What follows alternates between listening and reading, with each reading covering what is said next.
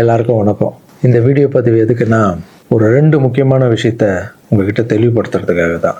ஒன்று இந்த திருச்சி கிழக்குன்னு போயிட்டு இருக்குல்ல, அதுக்காக. இன்னொன்று நான் ரீசெண்டாக அட்டன் பண்ண ப்ரெஸ் மீட்டில் ஒரு வார்த்தையை கான்ட்ரவர்சி ஆக்கிட்டாங்க. முதல்ல இந்த ப்ரெஸ் மீட்டை பற்றி பேசிடலாம். நான் ப்ரெஸ் மீட்டு கொடுத்துட்டு வந்துட்டேன். ஒரு விஷயத்த கான்ட்ரவர்சியாக மாற்றி அது தப்பாக 2-3 பேர் பேசுகிறேன்னொடனே நான் ட்வீட் போட்டுட்டேன். எழுத்துப்பூர்வமாக போட்டுட்டு, நான் ஏங்க மக்களை போய் அப்படி பேச போகிறேன், நான் ஏன் மக்களை போய் அப்படின்னு நினைக்க போகிறேன். தெரு நாயிலிருந்து வீடு வரைக்கும் புரிதலை பற்றி பேசணும்னு நினச்சேன். நான் பாட்டு ட்வீட் போட்டு எழுத்துப்பூர்வமாக போட்டுட்டு நான் ஷூட்டிங் போயிட்டேன். ஷூட்டிங் பண்ணிகிட்டே இருக்கோம். 2 நாளுக்கு அப்புறம் பார்த்தீங்கன்னா ஃப்ரெண்ட்ஸ் எல்லாம் ஃபோனு, நண்பா நீ இதுக்கு ஒரு வீடியோ போட்டால் நல்லாயிருக்கும், எல்லாம் தப்பாக புரிஞ்சிட்ருக்காங்க, ஒரு சிலர் இதை அட்வான்டேஜாக எடுத்துக்கின்னு உன்னை பற்றி தப்பாக பேசிகிட்டு இருக்காங்க அப்படின்னா, இப்போ அதான் ஒரு தடவை ட்வீட் போட்டுட்டான்ல, விட்டு நம்ம அதுக்கு போய் சும்மா பேசிகிட்டு இருக்கக்கூடாது. தப்பு நம்ம பண்ணால் பரவாயில்ல, நம்ம தான் பண்ணலையே அப்படின்னு விட்டாச்சு. அதுக்கப்புறம் என்னுடைய ட்ரஸ்ட் குழந்தைங்கள்லாம் ஃபோன் போட்டு, நம்ம படிக்க வச்ச குழந்தைங்க அங்கங்கே வேலை பண்ணிகிட்டு இருக்காங்கல்ல, அங்கிள் நீங்கள் இதுக்காக ஒரு வீடியோ போடுங்க ப்ளீஸ், இது ரொம்ப தப்பாக போய்ட்டுருக்கு அப்படின்லாம் பேசினாங்க. என்னடா இது எல்லாம் அப்படி சொல்கிறாங்களே அப்படின்னு பார்க்கும்போது, வீட்டுக்கு போனால் வீட்டில் அம்மாவும் அப்செட்டில் இருக்காங்க. இதுக்கு தான் நான் ஒன்று அரசியலுக்கு போவானு. நான் ஐயோ இது ஏதோ ரொம்ப தப்பாக இருக்குது போல். ஃப்ரெண்ட்ஸுங்கிட்ட எல்லாம் கேட்டு பார்த்தா, நம்ம சொன்ன எண்ணங்கள் வேறு, இவங்க தப்பாக பேசிகிட்டு இருக்காங்க, அதுவும் ரொம்ப தப்பாக இருக்குது அப்படின்னும் போது, எனக்கு ரொம்ப க்ளோஸான ஒரு பையன் ஒருத்தர் இருக்கார் என்னுடைய ட்ரஸ்ட்டில். அவர் பேர் ராஜகோபால். அவர் ஒரே ஃபோனில், அங்கிள் நீங்கள் இதுக்கு ஒரு ட்வீட் போட்டு ஆகணும், நீங்கள் அந்த ராஜகோபால் யாருன்னு நான் உங்களுக்கு இன்ட்ரடியூஸ் பண்ண போகிறேன். இது வரைக்கும் நான் பசங்களை டான்ஸ் ஆட வைக்கிறாருன்னு மேலோட்டமாக பார்த்துருக்கீங்க, பசங்களை படிக்க வச்சுருக்காங்கன்னு மேலோட்டமாக பார்த்துருக்கீங்க. அவங்க ஹாப்பியாக இருக்காங்க, இவங்க டான்ஸ் ஆடுறாங்க, இவங்களை படிக்க வைக்கிறாங்க, மாஸ்டர் பர்த்டே கேக் வெட்டுறாரு, இது மட்டும் தானே பார்த்துருக்கீங்க. ஒவ்வொரு வாழ்க்கையிலும் எவ்வளோ கஷ்டம் இருக்குது, அவங்கள நான் எவ்வளோ கஷ்டப்பட்டு வளர்த்தேன் அப்படின்றதெல்லாம் அப்போல்லாம் ரீல்லாம் இல்லை. இப்போ சொல்கிறேன், ஒரே ஒரு பையனுடைய அவர் எப்படி சேர்ந்தார், அவருடைய கஷ்டம் என்ன, நான் எவ்வளோ கஷ்டப்பட்டேன், அவர் இப்போ எந்த நிலைமையில் இருக்கார், எந்த நிலைமையில் இருந்தாலும் நான் அவர் எப்படி விடாமல் இருக்கேன்றதை அந்த பையனை இன்ட்ரடியூஸ் பண்ணுறவாங்க. இவர் பேர் தான் ராஜகோபால். இந்த வீடியோவில் பேசியே அவனுன்ற முடிவில் வந்திருக்காரு. இவர் நிறைய ஆசைப்பட மாட்டார், ஏதாவது ஆசைப்பட்டு கேட்டால் செஞ்சிடணும், எல்லாம் கொஞ்சம் கோவம் வர அவருக்கு. இவர் யாருன்னு முதல்ல நான் சொல்கிறேன். இவர் சேர்ந்தது 20 வருஷத்துக்கு முன்னாடி என்கிட்ட சேர்ந்தார். எப்படி தெரியுமா சேர்ந்தார்? நைட் நான் படுத்துட்டு இருக்கேன், ஒரு 11 மணிக்கு சொல்கிறாங்க, கீழே உங்கள் வீட்டு கீழே யாரோ ஒருத்தர் வெயிட் பண்ணுறாங்க சார், உங்களை பார்க்கணும் அப்படின்னு சொல்கிறாங்க. இல்லைங்க 11 மணி ஆயிடுச்சு, காலையில் வர சொல்லுங்க அப்படின்னு. ஒரு சிலர் படிப்புக்கு ஹெல்ப் கேட்டு வருவாங்க, இந்த ஆர்ட் ஆப்ரேஷன் ஹெல்ப் கேட்டு வருவாங்க அப்படின்னு நினச்சி, சரி படிப்புக்காக தான் வந்திருப்பாங்க நான் நினச்சிக்கிட்டு காலையில் வர சொல்லுங்கன்னு சொல்கிறேன். இல்லை அப்பா அம்மா இல்லை, யாருமே இல்லை, ஊர்லேருந்து உங்களை நம்பி வந்துட்டாராம், ஸோ உங்களை பார்க்கணுன்னு வெயிட் பண்ணுங்கிறார். கீழே போய் பார்த்ததும் தான். அப்போ இவர் கொஞ்சம் நடப்பார், நல்லா நடப்பார். கொஞ்சம்னா பெண்டாய் நடந்து போய் வர அளவுக்கு இவரால் முடியும். போய் பார்த்தேன், அப்படியே கண்ணில் அப்படியே தண்ணி, அப்படியே கலங்கி என்னை அப்படியே கட்டி பிடிச்சார். 20 வருஷத்துக்கு முன்னாடி இவர். ஸோ அந்த அணைப்பிலே எனக்கு ஃபீல் ஆச்சு, இது வலி உள்ளே ரொம்ப இருக்குது, அவருக்குள்ளே நிறைய வலி இருக்குதுன்னு என்னால் ஃபீல் பண்ண முடிஞ்சது. ஏடாக நானும் உட்காந்து கேட்டேன், இல்லை சார் எனக்கு அப்பாவும் இல்லை அம்மாவும் இல்லை யாரும் இல்லை, என்னால் கொஞ்சம் தான் நடக்க முடியும், எனக்கு நீங்கள் உங்களை பற்றி கேள்விப்பட்டேன் சார், நான் இங்கேயே உங்கள் கூடவே தங்கிக்கிறேன் சார், உங்களை பற்றிலாம் நான் படிச்சிருக்கேன் சார், எனக்கு அப்பாவா அம்மாவா இருந்து நீங்கள் என்னை பார்க்கணும் சார் அப்படின்னு. அந்த நைட் டைமு, அவருடைய பேகு, நடக்க முடியாத ஒரு சூழல் அப்படியே பார்த்து, அப்போ தான் நான் ஆரம்பித்து சின்ன குழந்தைங்க இருக்காங்க, பெரியவங்களை எப்படி சேர்த்துக்கிறது உள்ள, குழந்தைங்க கூட போய் எப்படி நம்ம இவங்களை மிக்ஸ் பண்ணுறது, இந்த டவுட்டெல்லாம் இருக்குது மைண்டில். இதெல்லாம் ஓடுது, எல்லாம் சின்ன பசங்களாக இருக்காங்க, இவர் பெரியவராக இருக்கார், எப்படி உள்ள இதெல்லாம் போயிட்டு இருக்கும்போது கூட யோசனை பண்ணிகிட்டே இருக்கேன். பட் எது நடந்தாலும் இல்லை, கடவுள் அமைச்சிருக்காரு, அவ்வளோதான், சேவையே கடவுள், வாங்கண்ணா பார்த்துக்கலாம் அப்படின்னு அவர் அப்படியே உள்ளே கூப்பிட்டு போய் ஃபஸ்ட் டைம் சாப்பாடு போடுறோம் வீட்டில். அந்த பசியில் அவர் சாப்பிட்டது அதெல்லாம் கூட இன்னும் கூட எனக்கு ஞாபகம் இருக்குது. அந்த பசியில் சாப்பிடும்போது கண் கலங்கிட்டே இருந்தார், அவ்வளோ பசியில் இருந்தார் அவர். ஸோ இவருக்கு கீழே ஒரு ரூம் கொடுத்து, ஆஃபீஸ்க்கு போகிறதுக்கு முன்னாடி கீழே ஒரு ரூம் கொடுத்து, இவருக்குன்னு ஒரு செப்பரேட் ரூம் கொடுத்து, குழந்தைங்கள்லாம் உள்ளே இருப்பாங்க, இவர் மட்டும் ஆஃபீஸ்க்குள்ளே போகிறதுக்கு முன்னாடி ஒரு ரூம் கொடுத்து இங்கே தங்குங்கன்னொடனே அவர் அழுது எல்லாம் பயங்கர ஹாப்பியாக ஸ்டே ஆகிட்டார். அப்புறம் பார்த்தீங்கன்னா அப்படியே காலம்போது என் கூடவே இருக்காரு, ஹாப்பி, எல்லாமே மறுபடியும் இம்ப்ரூவ் ஆயிடுச்சு. ஒரு 3-4 வருஷத்துக்கு அப்புறம் ட்ரஸ்ட்டுக்கு நிறைய பேர் போகிறது இதெல்லாம் இருந்தது. அப்புறம் ஆஃபீஸில் உட்காரணுன்னா இவர் ரூம் பக்கத்துலேயே இருந்ததால் நான் என்ன சொன்னேன்னா, கண்ணா நம்ம ரூம் நம்ம மேலே மாற்றிக்கலாம், ஏன்னா ஆஃபீஸ் இருக்குது, உங்களுக்கும் தூங்கணும், டிஸ்டர்ப் ஆகும், நிறைய க்ரௌட் வந்துட்டு போகிறாங்க அப்படின்னு கேஷுவலாக, நம்ம பிள்ளை தானே, நீ மேலே எடுத்துக்கிடா கண்ணா அப்படின்னு சொல்லிட்டு போயிட்டேன். திடீர்னு நைட்டு ஃபோன் வருது, ராஜகோபால் கழுத்தை அறுத்துக்கிட்டாரு, அவருக்கு ரத்தம் ஊற்றுதுன்னு. என்னன்னு புரியல. நானும் ஒய்ஃபு எல்லாம் பதறிச்சுட்டு ஓடணும். போய் பார்த்தா ஒரு பிளேடில் எடுத்து கழுத்தை அறுத்துட்டு இருக்காரு. என்னன்னு ஒர்க்கர்ஸ் கிட்ட கேட்டால் அவங்க சொல்கிறாங்க, இல்லை நீங்கள் கீழே ரூம்லேருந்து மேலே மாற்றிட்டீங்களா அப்படின்னு. பார்க்கறதுக்கு தான் இவர் விளையாட்டு பிள்ளை மாதிரி இருப்பார், அமைதியாக இருப்பார், பயங்கர வால் இது. உடனே நைட்டு ஹாஸ்பிட்டலுக்கு அந்த சூழலை கொஞ்சம் நினச்சி பார்க்கல. இதெல்லாம் இல்லாமல் நான் நார்மலாக நிம்மதியாக படம் பண்ணணுமா, வந்தோமா, எக்ஸசைஸ் பண்ணணுமா, தூங்கணுமா அப்படின்னு நான் இருந்திருக்கலாம்ல. மக்களுக்கு ஏதோ ஒன்று பண்ணணும் தானே. இந்த ஒரு பையனுக்கே எப்படி நைட்டெல்லாம் போய் ஹாஸ்பிட்டலில் உட்காந்து அவருக்கு என்ன ஆகுமோ ஏது ஆகும்னு பயந்து, அதுக்கப்புறம் கூப்பிட்டு வந்து எதுவும் ஆகலன்னு கண்ணா இப்படி பண்ணாதுன்னா அதுக்கப்புறம் தான் அவரே புரிஞ்சுக்கிட்டார். ஒரு மாதம் மேலே இருந்தவொடனே, ஆமாம் மாஸ்டர் கீழேன்னா எல்லாம் வந்துட்டு போவாங்க, எனக்கு தூக்கமே இருக்க, மேலே நிம்மதியாக இருக்கு மாஸ்டர், ஹாப்பியாக இருக்குன்னு. இந்த மாதிரி பசங்களுக்கு டக்குன்னு கோவம் வந்துடும். அதை புரிஞ்சுக்கணும். இந்த ஒரு பையனுக்கே இந்த ஸ்டோரி இருக்குது. அதுக்கப்புறம் இவர் என்ன பண்ணார், நல்லா நடந்திருந்த பையன் வெளியே போவாதுன்னு சொன்னால் என்ன கேட்காம ஏதோ வெளியே போயிருக்கார்.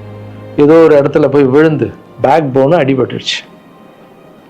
அவ்வளோதான், ஆப்ரேஷன் பண்ணாதான் இவரால் உட்காரவே முடியும்னு சொல்லிட்டாங்க. சரி, ஒரு ஹாஸ்பிட்டல் நான் டிசைட் பண்ணி ஆப்ரேஷன் போனாலும் நான் இந்த ஹாஸ்பிட்டல்லாம் ஆப்ரேஷன் பண்ணிக்க மாட்டேன், நான் காவேரி ஹாஸ்பிட்டலில் தான் ஆப்ரேஷன் பண்ணிக்கன்னு சொன்னார் அவர். ஏன்டா அது காவேரி ஹாஸ்பிட்டலில் அந்த டைமில் வந்து கலைஞர் ஐயா இருக்கார்ல, அவர் வந்து அந்த ஹாஸ்பிட்டலில் உடம்பு சரியில்லாமல் இருந்தார். இவர் அந்த நியூஸ்லாம் பார்த்துட்டு காவேரி ஹாஸ்பிட்டல் தான் சிஎம்லாம் இருக்காங்கல்ல, அதான் பெரிய ஹாஸ்பிட்டல், அங்கே தான் எனக்கு வேணும் அப்படின்னு. என்ன பண்ணுறது, தம்பி போல புள்ள மாதிரி வந்துட்டாரு. அதே காவேரி ஹாஸ்பிட்டல் கூட்டு போய் அங்க ஒரு டாக்டர், இப்போ டாக்டர் பேர் என்ன கண்ணா? ஷாம் சுந்தர் டாக்டர். இப்ப கூட போய் பார்த்துட்டு வந்தீங்கல்ல? இப்ப கழுத்துக்கு அவர் ப்ராப்ளம், இப்ப போய் பார்த்துட்டு வந்திருக்காரு. உங்களுக்கு ஆபரேஷன் எத்தனை நாள் ஆச்சு, எத்தனை வருஷம் ஆச்சு? 5 வருஷம் ஆச்சு. 5 வருஷம். 5 வருஷத்துக்கு முன்னாடி அந்த காவேரி ஹாஸ்பிட்டலே போய் இவருக்கு ஆபரேஷன் பண்ணி, இதெல்லாம் பப்ளிசிட்டி பண்ணணும்னு சொல்லியிருந்தா கீழே விழுந்தது போட்டிருக்கணும், ஆப்ரேஷன் டாக்டர் எப்படி பண்றாருன்னு போட்டிருக்கணும். ஆப்ரேஷனுக்கு அப்புறம் என்ன தெரியுமா நடந்தது, அதுதான் ஆப்ரேஷனுக்கு அப்புறம் இவரால் நடக்க முடியாது, ஒரு ஆளை போட்டு தான் பார்த்துக்கணும்னாங்க. அப்புறம் இவருக்கு ஒரு அம்மா வேலைக்கு ஆளை போட்டோம் இவரை பார்த்துக்கிறதுக்கு வீட்டில். இதெல்லாம் என் சொந்த வீட்டில் வளர்க்குறேங்க, நான் ஃபஸ்ட்டு வாங்கின வீட்டில் வளர்க்குறேன். ஆமாம், இதெல்லாம் என்ன சர்வீஸு, மக்களுக்காக பண்ணுறது. மக்கள் பணத்தால் தான் நான் நல்லா இருக்கேன். மக்களை போய் நான் தப்பாக பேசுறேன்னு சொன்னோன்னே வலிச்சிருச்சு. எங்கள் அம்மாவே வீட்டுக்கு போகிற அழுதுட்டாங்க, இதுக்கு தான் நீ அரசியலுக்கு போவானான்னு சொன்னேன். ஒரு பையனுக்கு எப்படின்னா எத்தனை ஃபிசிக்கல் சேலஞ்சு நீங்கள் பார்த்துருப்பீங்க, என்னெல்லாம் நடந்திருக்கும் என் லைஃப்பில். அதை விட 60 குழந்தைங்களுக்கு என்னென்ன ப்ராப்ளம். ஒரு குழந்தை கொரோனா வந்து எல்லா குழந்தைக்கும் கொரோனா வந்து. இப்போ தான் வந்து ட்ரஸ்ட்டில் எல்லா பசங்களும் பெருசாகிட்டாங்க, ஒரே ட்ரஸ்ட்டில் இருக்கக்கூடாதுன்னு பசங்க அங்கங்கே படிக்க வச்சு அவங்க பாட்டி வீட்லேயே அங்கங்கே இருக்காங்க. இப்போது ஒரு வாரத்துக்கு முன்னாடி தான் ஃபாதர்ஸ் டே வந்தது. நான் வளர்த்த குழந்தைங்க எல்லாரும் எனக்கு வந்து செலிப்ரேட் பண்ணுறாங்க. இன்னும் நம்ம இங்கே தானே வளர்ந்தோம், அப்பா தானே வளர்த்தாருன்னு என்னை பார்த்து இந்த பூச்செண்டு கொடுக்கும்போதெல்லாம் எனக்கு அவ்வளோ ஒரு சந்தோஷம். அதனுடைய அன்பு பார்த்தீங்கல்ல, யாருக்காவது கிடைக்குமா? ஸோ இதெல்லாம் மக்களுக்கு மேலே வச்சுட்டு இருக்க அன்பு மட்டும்தான். நீ பேசணுமா? என்ன பேச போற? அதான் நான் அங்கிள் சொல்லிட்டேன் உன்னை பற்றி எல்லாமே. இல்லை, நான் கொஞ்சம் உண்மையாக சொல்லணும். சரி சொல்லு. இது வந்து யார் நம்ப மாட்டாங்க. இப்போ நான் வந்து பாதிக்கப்படுவேன். சரி சொல்லு. நீங்கள் எப்படி பார்த்துட்டீங்கன்னா அந்த கடவுளுக்கும் எங்கள் அம்மாவுக்கு தான் தெரியும். இது நான் வந்து மக்கள் மாதிரி உங்களுக்கு நான் உண்மையாக சொல்லுவேன். நான் கும்பல அனைத்து கடவுள் மேலானே என்னை பெற்ற அம்மா மேலானே சொல்லுவேன். இந்த பின்னாடி நிற்காங்கல்ல, இவர் எங்கள் சார் மட்டும் இல்லை, எனக்கு அம்மா அப்பா எல்லாமே இவர் தான். எங்கள் அப்பா பெரிய கோடீஸ்வரர் அப்படின்னு என்னை வந்து நான் இப்படி வாழ்ந்துட்டேன் அப்படின்னு எங்கள் அம்மா என்னையும் அனாதையை விட்டுட்டாரு. எங்கள் அம்மா என்னை விட்டு போனதுக்கப்புறம் இந்த உலகத்தில் எப்படி வாழ போகிறோம் அப்படின்னு ரொம்ப தயக்கமாக இருக்கு. இது நீ ஃபீல் பண்ணக்கூடாதுன்னு நான் பேசுனேன். இங்கெல்லாம் அதெல்லாம் இருக்கக்கூடாது, புரியுதா? இல்லை டே ஆமா, இதெல்லாம் அழக்கூடாது. நீ ஸ்டாப் பண்ணி பேச வேணாம், நீ பேச வேணாம். இல்லை, நான் பேசாகணும். உனக்கு அடைக்கண்டா, தொண்டை அடிச்சுன்னா பிரச்சனை வரும். என் உயிரை போனாலும் பரவாயில்ல, என்னை என் உயிருக்கு கொடுத்து நீங்களா. இப்போ எங்கள் அம்மா என்னை எப்படி 10 மாதம் சுமந்து பெற்றாங்களோ அது மாதிரி இப்போ நான் உயிரோட உங்க முன்னாடி இருக்கேன்னா இந்த இவர் கொடுத்த தைரியமும் இவர் கொடுத்த 10 லட்ச ரூபா செலவு பண்ணி தான் நான் இப்போ உட்காந்துருக்கேன். என்னோட தகுதிக்கு அவ்வளோ கூடிய ஹாஸ்பிட்டலில் நான் போய் ஆப்ரேஷன் பண்ணது கனவுக்குள்ள நினைக்க முடியாது. ஒருத்தங்க ஹாஸ்பிட்டலில் போய் சேர்க்கும் போது அவங்க சொந்த பண்ணோம் எல்லாரும் வந்து பார்ப்பாங்க. ஆனால் என்னையாரும் வந்து பார்க்கறதுக்கு ஆள் கிடையாது. ஆனால் என் மாஸ்டர் அந்த ஒரு கொலை கூட தெரியாமல் டெய்லி வந்து பார்ப்பாரு. போதும் உங்க பேர் ஆல்ரெடி கழுத்து வலியில் இருக்க, ரொம்ப பேச எமோஷனல்லாம் டிஸ்டர்ப் ஆகும். உங்களை கிட்ட போய் சொல்றது இந்த உலகத்துக்கு நான் வந்து நீங்க எப்படி சொல்லி நான் போனா கூட பரவாயில்ல. ஏன்னா உங்களை எல்லாரையும் தப்பா பேசுறேன், எனக்கு ரொம்ப கஷ்டமா இருக்கு. சரி அதெல்லாம் புரிஞ்சுப்பாங்க கண்ணா, அதெல்லாம் மக்கள் தப்பா பேசல, தப்பா பேசுற மாதிரி பண்றாங்க. நான் சொந்த வீட்டை கூட எங்களுக்காக கொடுத்துட்டு ஒரு வாழை வீட்டுல போயிருந்தாரு. இந்த காலத்துல அப்படி யாருங்க செய்வா? இந்த ஒரு பையனுடைய வாழ்க்கையில எவ்வளோ கஷ்டங்க, எத்தனை குழந்தைங்க வளர்த்துருப்பேன், எவ்வளோ கஷ்டத்தை பார்த்துருப்பேன். எனக்கு ஒன்று பண்ணுங்க, எங்கள் அண்ணன் தப்பாக பேசியிருக்க மாட்டார், யார் என்ன தான் சொன்னாலும் அவர் இதை பண்ணியிருக்க மாட்டார்ன்ற சப்போர்ட் மட்டும் எனக்கு போதும். ஏன்னா எங்கள் அம்மாண்ட இவ்வளோ கெஞ்சி எத்தனை வருஷத்துக்கு அப்புறம் அம்மா ப்ளீஸ்மான்னு சொல்லி விஜய் சார் வந்ததால் ஒரு நம்பிக்கை வந்து அம்மா போன்னு சொன்னாங்க. இப்போது இந்த விஷயம் எப்போ ஸ்டார்ட் ஆச்சோ இந்த கான்ட்ரவர்சி, அப்போத்துலேருந்து அம்மா மறுபடியும் பார்த்தியா நான் இதான் சொன்னார். சரி, ஏன்னா அம்மாவுக்கு 70 வயசு ஆகிடுச்சு, பாவம் அவங்க சொல்லி புரிய வைக்க முடியாது. அம்மா ஒரு சிலர் தான் வீடியோ போடுறான், பொதுமக்களுக்கு ஒன்றுமே இல்லை நம்ப மாட்டாங்கன்னு சொன்னால் கூட அவங்களுக்கு ஒரு மாதிரி இருக்கும், வயசானவங்க அவங்க போய் எதுவும் பேச முடியாது. ஏன்னா நிறைய பேர் நான் பார்க்குறேன், இன்னும் எல்லாத்துக்கும் அம்மா அம்மா அம்மா அம்மான்னு. அம்மா தானே சார் எனக்கு, என்னுடைய ஃபஸ்ட்டு ரசிகை எங்கள் அம்மா, ஃபஸ்ட்டு குரு, ஃபஸ்ட்டு டீச்சரு, அதுக்கப்புறம் என்னுடைய தெய்வம், என்னுடைய பெஸ்ட்டு ஃப்ரெண்டு, எல்லாமே என் வாழ்க்கையில் தாய் தாங்க. தாய் இல்லைன்னா நான் இல்லவே இல்லைங்க, நான் மட்டும் இல்லைங்க, இந்த உலகத்தில் யாருமே இல்லை. என் தாயுடைய ஆசீர்வாதம்லாம் நான் வந்து இருக்க முடியாது. நான் பேசினா தாயின்னு வரும், அது வரலன்னா தான் தப்பு. நீங்கள் என்ன எல்லாத்துக்கும் தாய் தாய் தாய், நான் அப்படி தான். அப்புறம் இன்னொரு வார்த்தை கூட கேட்குறீங்க, ஏன் வர்றதுன்னா வர வேண்டியதானே, ஏன் மக்கள்கிட்ட போய் கேட்கணும்? மக்கள் திருப்பி மகிழ்ச்சியும் திருப்பின்ட்டு இருக்குல்ல. மற்றவங்களாம் கேட்க மாட்டாங்க, வந்துடுவாங்க. நான் மற்றவங்க கேட்க மாட்டாங்க, நான் கேட்பேன். என் சொந்தத்தை எல்லாரையும் கேட்குறேன், அதுமாரி மக்கள்கிட்ட ஒரு வார்த்தை கேட்டால் என்ன தப்பு? ஏன்னா அவங்க தான் என்னை வாழ வச்சாங்க, அவங்க தான். ஒரு வேளை வந்து எல்லாரும் சொன்னால் நீ அரசியலுக்கு வராத, ட்ரஸ்ட் விஷயமே போதும்னு ஒரு வேளை அவங்க நினச்சிருந்தா கேட்குறதுல என்ன தப்பு? அவங்களுக்கு மரியாதை கொடுக்குறதுல என்ன தப்பு? இனிமேல் நான் கேட்டு தான் பண்ணுவேன். 4 பேருக்கு சாப்பாடு போட்டால் அரசியலுக்கு வந்துடலாமா? மாற்றுத்திறனாளிக்கு 2 பேருக்கு டான்ஸ் சொல்லி கொடுத்துட்டா அரசியலுக்கு வந்துடலாமா அப்படின்னு கேட்குறீங்க. நான் 4 பேருக்கு சாப்பாடெல்லாம் போடலாங்க.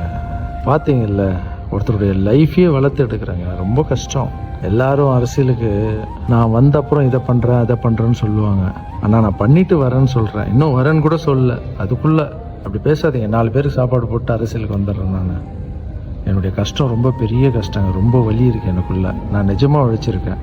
இதெல்லாம் கேட்கும்போது மனசுக்கு ரொம்ப கஷ்டமாக இருக்குது. முன்னாடி ஏதோ பேசிட்டீங்க, இந்த வீடியோ பார்த்தீங்களா, இப்போவாது என் கஷ்டம் புரிஞ்சிருக்கும்.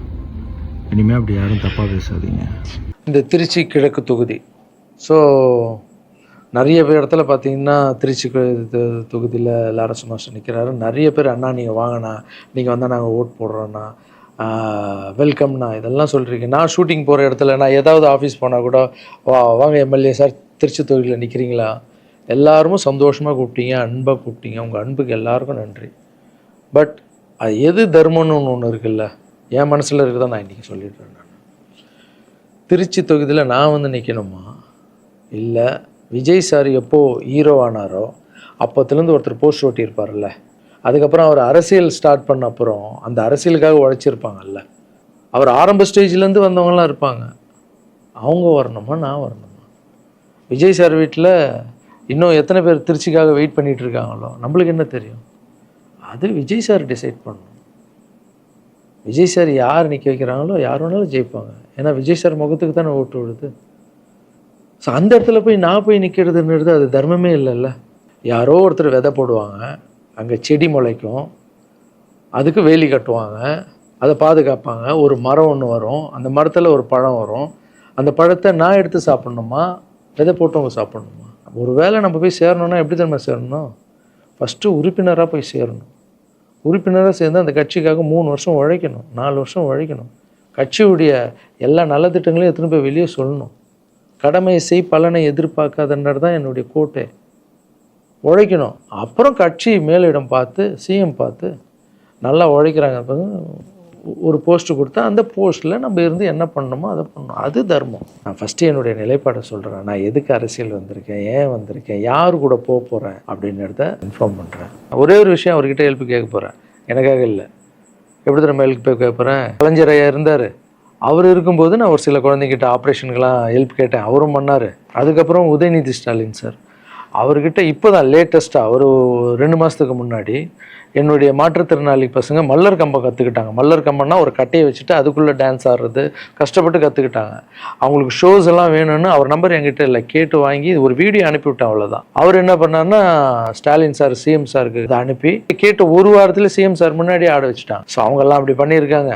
அப்புறம் அன்புமணி ராமதாஸ் சார் பண்ணியிருக்காரு.